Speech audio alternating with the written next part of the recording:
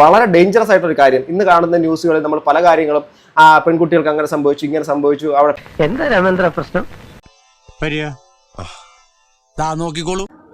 ഒരു ആപ്പിനെ പറ്റി പറയാൻ വേണ്ടിയിട്ടാണ് വന്നിരിക്കുന്നത്. ഇത് നമ്മുടെ യൂട്യൂബിലൊക്കെ ഭയങ്കരമായിട്ട് ഇപ്പം വൈറലായിക്കൊണ്ടിരിക്കുന്ന ഒരു കാര്യമാണ് ഈ ഫ്രണ്ട് ആപ്പ്.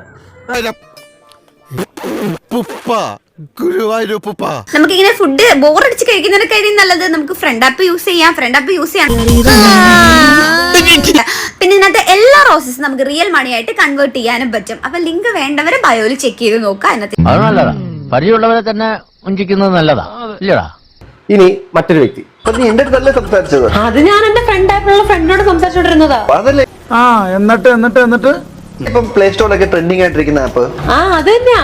ഈ ലൈറ്റ് മൈൻഡഡ് ആയിട്ടുള്ള ആൾക്കാരോട് മലയാളത്തിലും തമിഴിലും തെലുങ്കിലും ഒക്കെ നമുക്ക് ഈസി ആയിട്ട് സംസാരിക്കാൻ പറ്റും. അത് കുട്ടികൾക്കെല്ലാം ഒരു കാര്യമുള്ളത് എന്താന്ന് വെച്ച് കഴിഞ്ഞാൽ, ആർക്കും തന്നെ നമ്മളൊരു ഫ്രണ്ട്ലി ടോക്ക് അല്ല എല്ലാവർക്കും വേണ്ടത്, എല്ലാവർക്കും ഒരു ഓപ്പൺ ടോക്കാണ് വേണ്ടത്. ദാറ്റ് മീൻസ് സ്വാഭാവികം. ആർക്കും അല്ലാതെ ഒരു കാര്യങ്ങളിലേക്ക് താല്പര്യമില്ല. സോ എനിക്കറിയാൻ മേല ഇങ്ങനെ എന്തെങ്കിലുമൊക്കെ പറയുമ്പോഴേ എന്റെ മനസ്സിനൊരു സന്തോഷം ഉണ്ടാവുള്ളൂ.